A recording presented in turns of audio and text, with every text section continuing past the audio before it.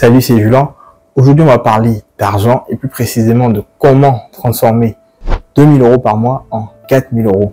Oui, vous avez bien entendu, c'est largement possible. Selon l'INSEE, le salaire médian en France en 2023 était d'environ 2000 €. Maintenant, soyons réalistes, avec le coût de la vie, c'est souvent juste de quoi survivre. Alors, comment faire pour vivre confortablement, voire même atteindre une espèce de liberté financière avec ce revenu? C'est ce qu'on va voir ensemble dans cette vidéo. Avant de plonger dans le vif du sujet, clarifions une chose.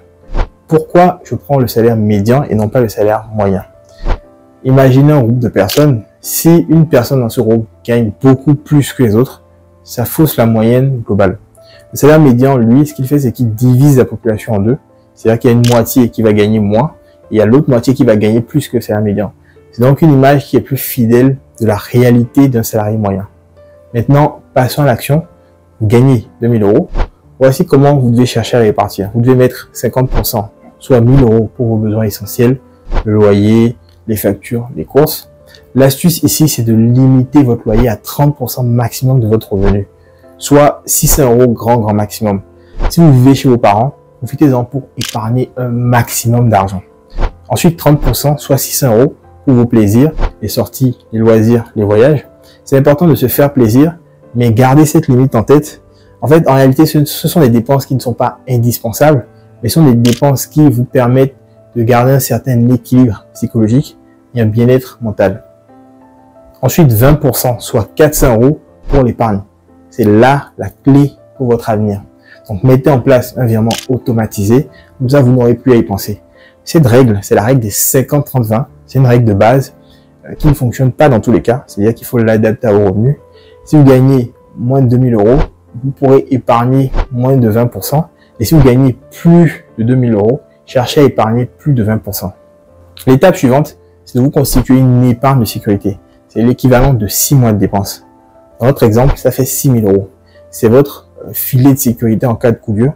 Donc, placez cet argent sur un compte liquide, comme par exemple un livret A, pour y avoir accès rapidement en cas de problème. Une fois que votre épargne de sécurité est en place, il est maintenant temps d'investir. Et pour moi, l'immobilier, c'est le meilleur point de départ. Pourquoi?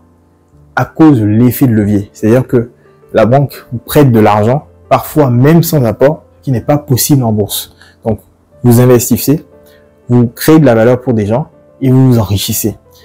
Je recommande l'immobilier d'abord si vous êtes dans un pays avec des taux qui sont fixes et avec le crédit immobilier qui est accessible. Ensuite, deux options vont s'offrir à vous. La première option, ça va être l'achat-revente. C'est-à-dire que vous achetez un bien qui est sous-évalué, vous le rénovez et vous le revendez avec une plus-value. C'est plus risqué, mais ça peut rapporter gros. Avec 2000 € en France, avec les taux qui sont pratiqués en ce moment, vous devriez être capable de lever auprès de la banque 120 000 €. Donc vous pouvez par exemple acheter une résidence principale à 90 000 € que vous allez valoriser avec des travaux, par exemple de 30 000 €.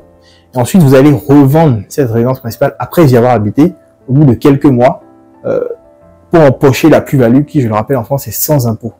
En vous débrouillant bien ce logement, vous devriez pouvoir le revendre au moins 135 000, 140 000 € et empocher au moins 15-20 000 € de plus-value. Il y a quelques années, j'avais acheté un T2 à 55 000 €. J'y ai fait des travaux pour le transformer en T3. J'y ai habité pendant quelques mois et je l'ai revendu 84 000 € et tout ça en à peine un an.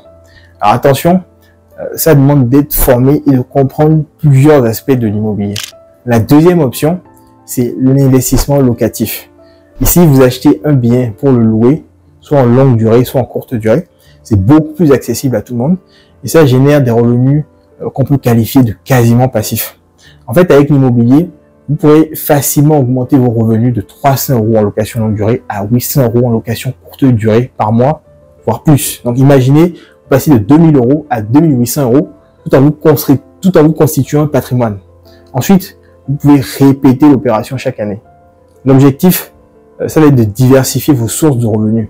Et ensuite, après quelques années dans l'immobilier, vous pourrez vous tourner vers la bourse.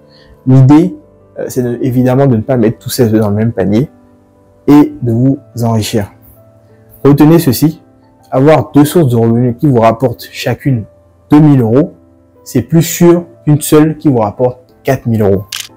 En résumé, avec de la discipline et une stratégie bien pensée, vous pouvez doubler vos revenus en quelques années. C'est un marathon, mais pas un sprint. Dites-moi en commentaire ce que vous pensez de cette stratégie. On se retrouve très vite dans une prochaine vidéo.